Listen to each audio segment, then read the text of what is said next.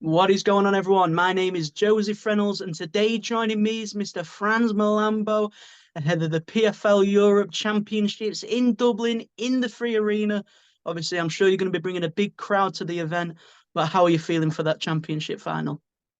Feeling fantastic, man. Can't wait for December. Cannot come around quick enough. So yeah, we're excited, man. Very excited.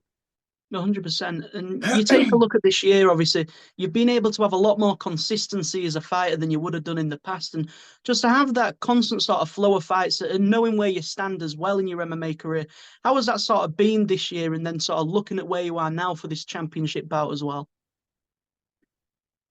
It feels right, man. You know what I'm saying? But you know, it is where I've wanted to be for a long time. But it's bittersweet because at the same time, I still want to be so much further ahead. You know what I'm saying?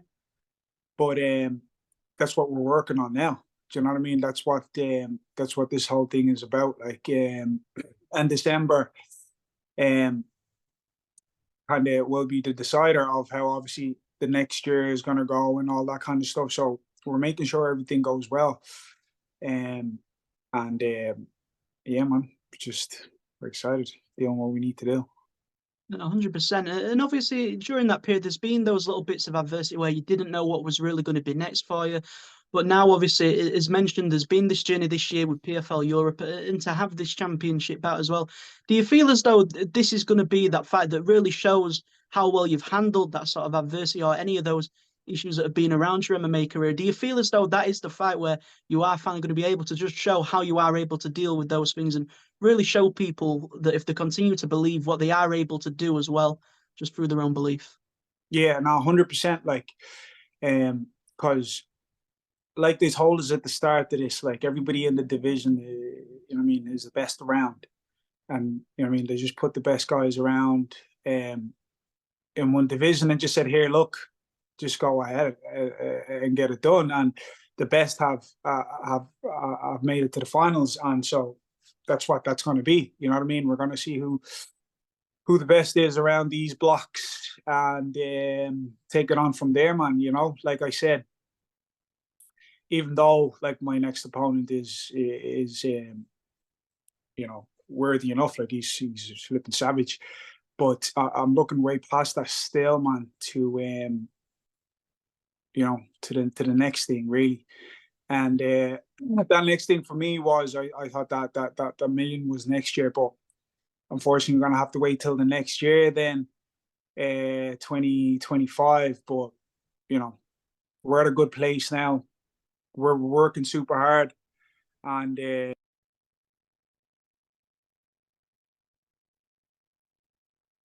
2 seconds.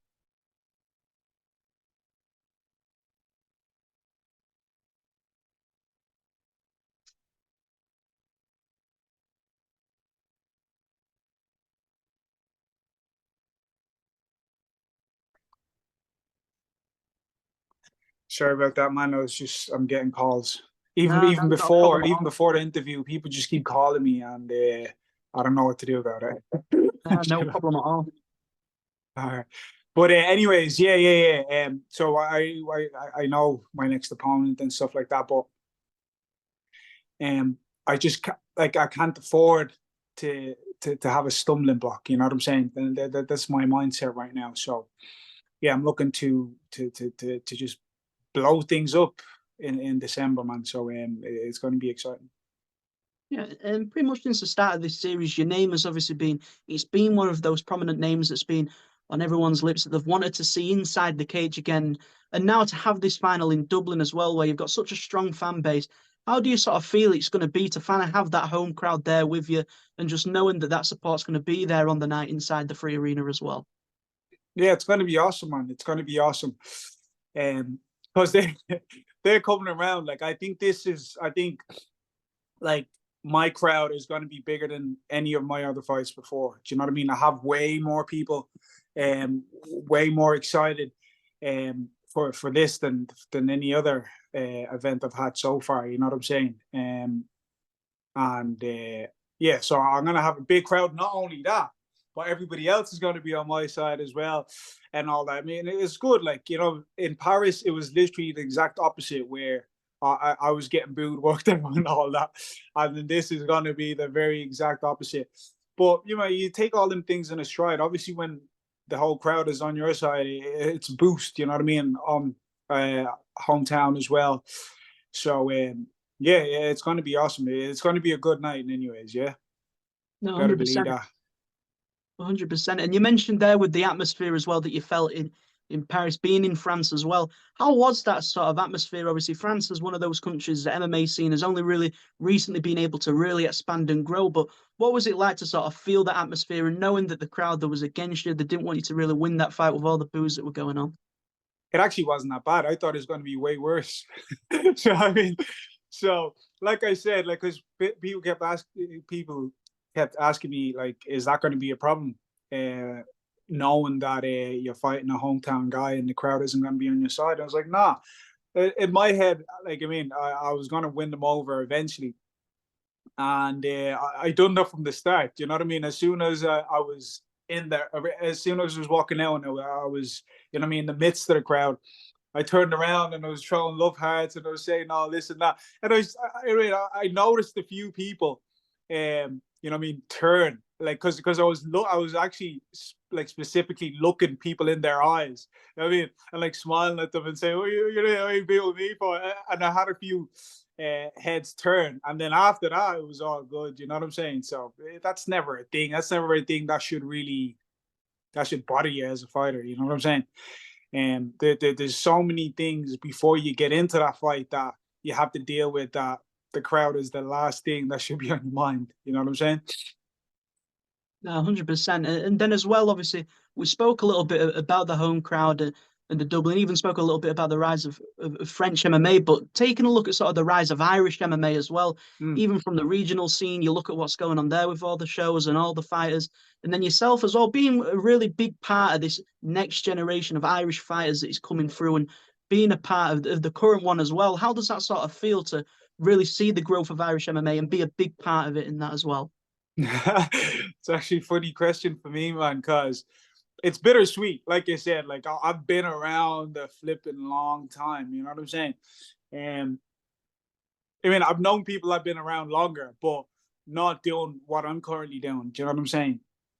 And but like I've gone to a stage where I'm like, I've seen where MMA can take it, type of thing, before I was there. You know what I mean? And I was like, right, that's my trajectory, and I'm gonna reach this. I had a few goals, like, you know what I mean, halfway, say, through my career, and then them goals weren't reached.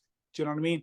By the stage I thought I was gonna be have done some things right now. So looking at how the whole sport has progressed, where, for example, like, I haven't lost in a few years.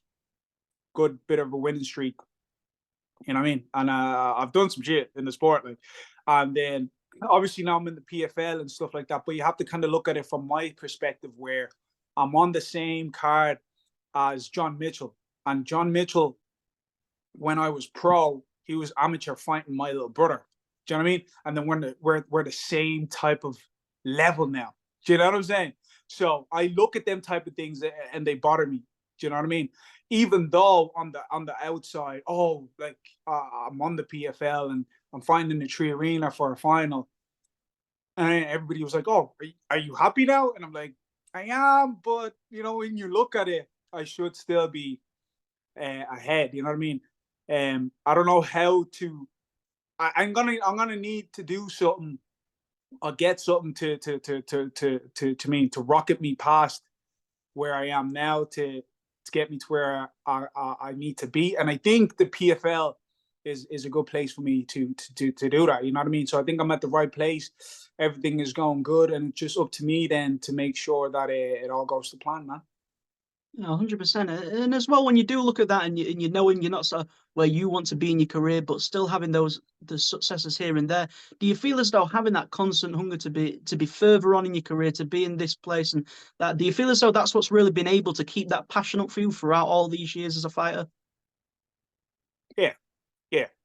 Because right, it came to a point where I was like, I'm sick of this. You know what I mean? This isn't getting me where I need to be.